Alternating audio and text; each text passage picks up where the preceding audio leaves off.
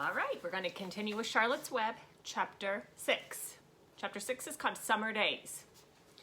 The early summer days on a farm are the happiest and fairest days of the year. Lilacs bloom and make the air sweet and then fade. Apple blossoms come with the lilacs, and the bees visit around among the apple trees. The days grow warm and soft. School ends, and children have time to play and to fish for trouts in the brook. Avery often brought a trout home in his pocket, warm and stiff and ready to be fried for supper. Now that school was over, Fern visited the barn almost every day to sit quietly on her stool. The animals treated her as an equal. The sheep lay calmly at her feet. Around the 1st of July, the workhorses were hitched to the mowing machine, and Mr. Zuckerman climbed into the seat and drove into the field. All morning, you could hear the rattle of the machine as it went around and around while the tall grass fell down behind the cutter bar and the long green swaths.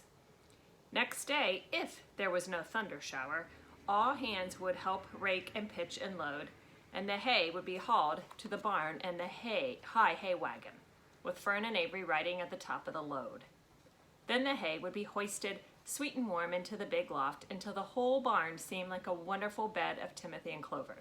It was fine to jump in and perfect to hide in.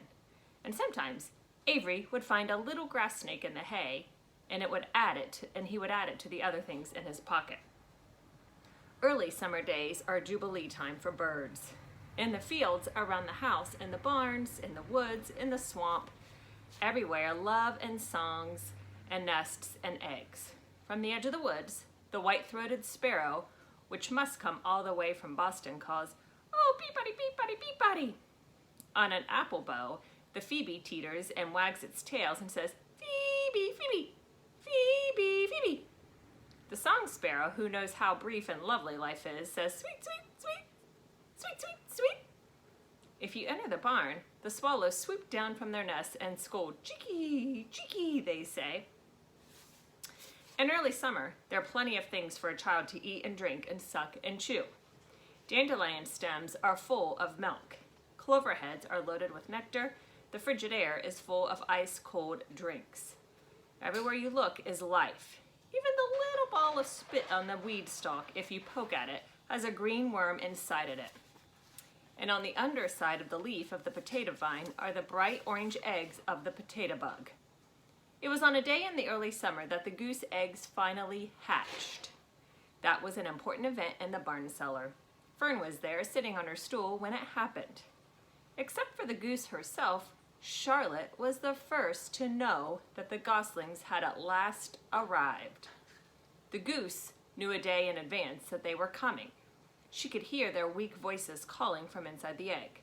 She knew that they were in a desperately cramped position inside the shell and that they were most anxious to break through and get out. So she sat quite still and talked less than usual.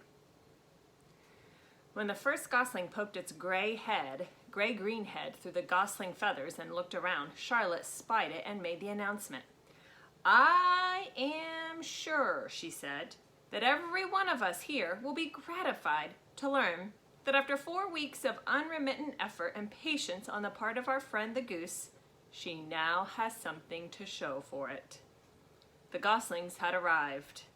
"May I offer my sincere congratulations?" "Thank you, thank you, thank you," said the goose, nodding and bowing shamelessly. "Thank you," said the gander. "Congratulations," shouted Wilbur. "How many goslings are there? I can only see 1. "Nope, there are 7, said the goose. "Oh, fine," said Charlotte. 7 is a lucky number." "Lucky had nothing to do with this," said the goose. "It was good management and hard work." At this point, Templeton showed his nose from his hiding place under Wilbur's trough. He glanced at Fern, then crept cautiously toward the goose, keeping close to the wall. Everyone watched him, for he was not well liked, not trusted. "Look," he began in his sharp voice, "you say you have 7 goslings? There were 8 eggs. What happened to the other egg? Why didn't it hatch?" "It's a dud, I guess," said the goose. "What are you going to do with it?" continued Templeton, his little round beady eyes fixed on the goose. "Oh, you can have it," replied the goose. roll it away, and add it to that nasty collection of yours. Templeton had a habit of picking up unusual objects around the farm and storing them up in his home. He saved everything. Certainly, said the gander. You may have the egg. But I'll tell you one thing, Templeton. If I ever catch you poking your ugly nose around our goslings, I'll give you the worst pounding a rat ever took. And the gander opened his strong wings and beat the air with them to show his power. He was strong and brave, but the truth is, both the goose and the gander were worried about Templeton. And with good reason. The rat had no morals, no conscience, no scruples, no consideration, no decency, no milk of rodent kindness, no compunctions, no higher feeling, no friendliness, no anything. He would kill a gosling if he could get away with it. The goose knew that. Everybody knew that. With her broad bill, the goose pushed the unhatched egg out of the nest, and the entire company watched in disgust while the rat rolled it away. Here's a picture.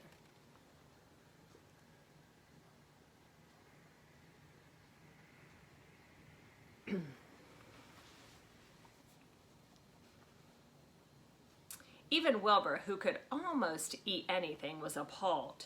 Imagine wanting a junky old rotten egg, he muttered. A rat is a rat, said Charlotte. She laughed a tinkling little laugh. But, my friends, if that ancient egg ever breaks, this barn will be untenable. What's that mean? Asked Wilbur. It means nobody will be able to live here on account of the bad smell. A rotten egg is a regular stink bomb. I won't break it, said Templeton. I know what I'm doing. I handle stuff like this all the time. He disappeared into his tunnel, pushing the goose egg in front of him. He pushed and he nudged till he succeeded in rolling it to his lair under the trough. That afternoon, when the wind had died down and the barnyard was quiet and warm, the gray goose led her 7 goslings off the nest and into the world. Mr. Zuckerman spied them when he came with Wilbur's supper. Well, hello there, he smiled.